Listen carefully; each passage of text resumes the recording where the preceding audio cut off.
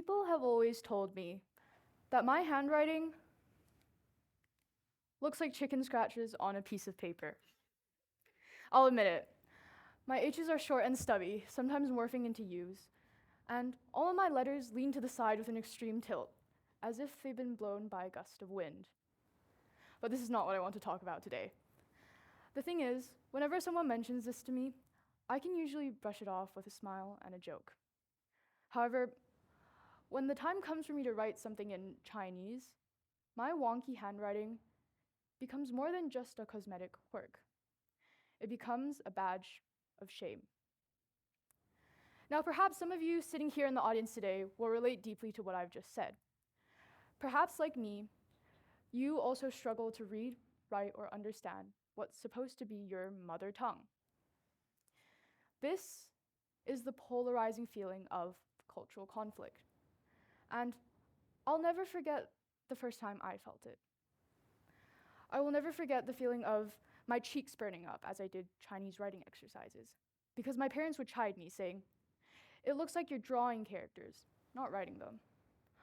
Or that other time where I took an outrageous hour to read a single page of a book, because my brain simply could not comprehend the convoluted characters of the Chinese language.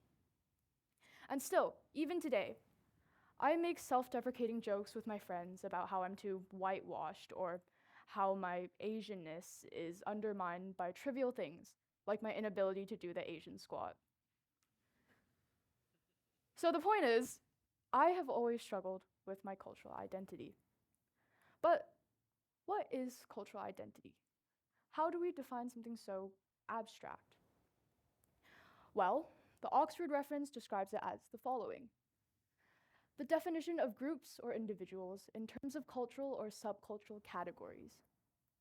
But I think this only gives a very watered down idea of the whole picture. In reality, cultural identity is such a nuanced, fluid, and unique interaction between an individual and their environment that it almost becomes an impossible task to pinpoint what it is exactly. Nevertheless, in this talk, I'll be delving a bit deeper into how I have formed my own definition of cultural identity, and how this definition has been shaped by my experiences on the internet. To start off, let me talk to you about an idea called cognitive dissonance.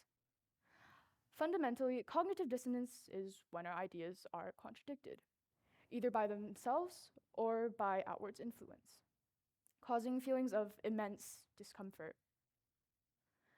Of course, this applies to culture as well, which is inevitable since different places have different ways of expressing their beliefs and values.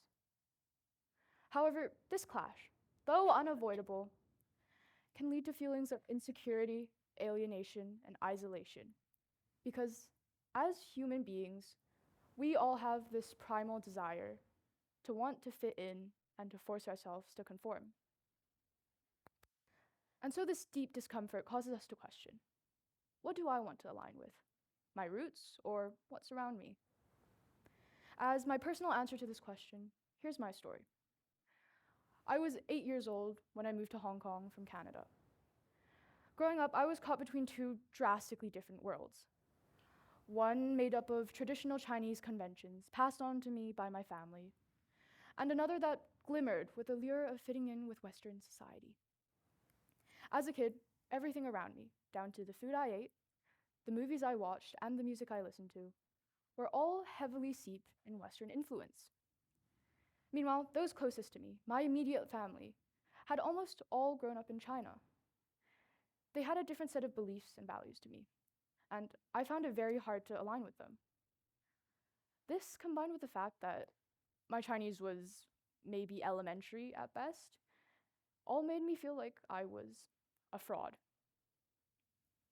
So when we moved, it wasn't just a matter of leaving everything I had ever known behind.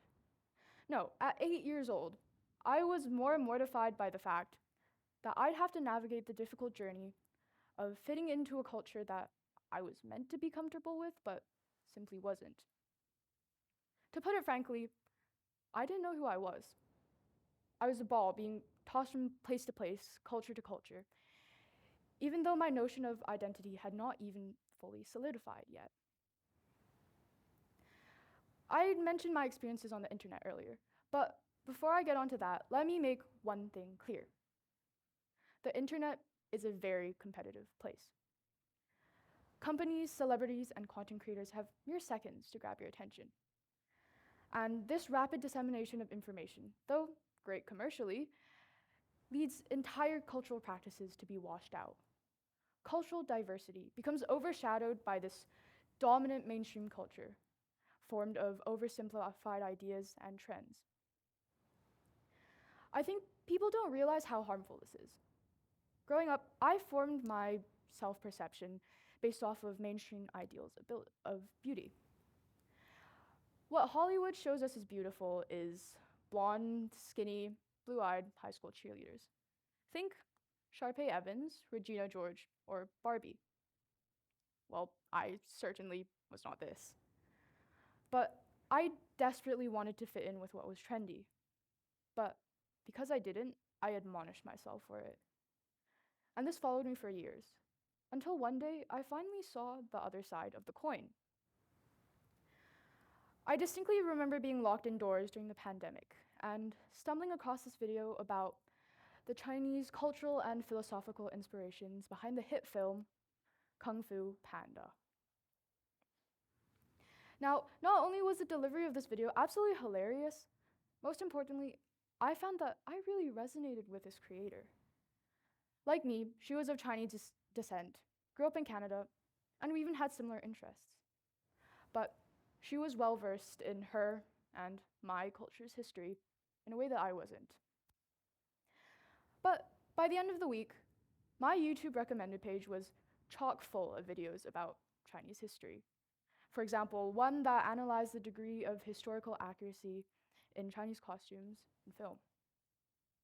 This humble beginning was the beginning of a giant snowball that basically became me learning about my history in connection to video games, music, comics, and other forms of media that I had already enjoyed. I was learning about my fundamental identity through the internet, something that I had previously thought of as malevolent. But instead of insecurity, this time I found some sense of ease and reassurance. And so, what I'm trying to say is, though the internet can unfortunately perpetuate stereotypes, it also has this incredible ability to amplify cultural exchange and foster a sense of belonging. Times are changing, and pop culture itself is becoming this bridge towards diversity. And so, with this newfound perspective, I would tell my younger self a couple things. Firstly, it's that though I grew up feeling anxiety and alienation, these all came from me. I was being ridiculous, as children often are. Another thing is that cultural identity is not simplistic. Culture itself is this rich tapestry woven by music, art, history, and human experiences, including our own, which form this unique identity. I think in our modern era, people rarely tie themselves to one root anymore. Instead, we build who we are based off of multiple roots and influences that are around us as we grow up. And finally, I would tell myself that I perceive the notion of cultural identity completely incorrectly. Cultural identity is not personality. It does not define how I act, how I interact with people, or how I talk to others. And so today, the thought of confronting who I am and where I come from no longer incites fear. Instead, I would say I feel two things. One, a sense of awe to just how magical my roots are. And the second, pride. Pride towards my ancestors who have unknowingly led me to where I am today, towards my parents who have stood by my side as I have grown, and towards the many communities that I have been a part of, which make up the little fragments of who I am. And so I thought it would be fitting to end this speech with a quote from Kung Fu Panda. It matters not what someone is born, but what they grow to be. Master Oogway. This is a pretty deep quote from an anthropomorphic turtle, but I think it perfectly encapsulates how I feel. Because though I have spent most of my life thinking I was born an anomaly, though my literacy of the Chinese language is not perfect, and though my handwriting is admittedly still horrendous, I can go forward with a sense of pride because I have learned to embrace my identity with passion. Thank you, everyone.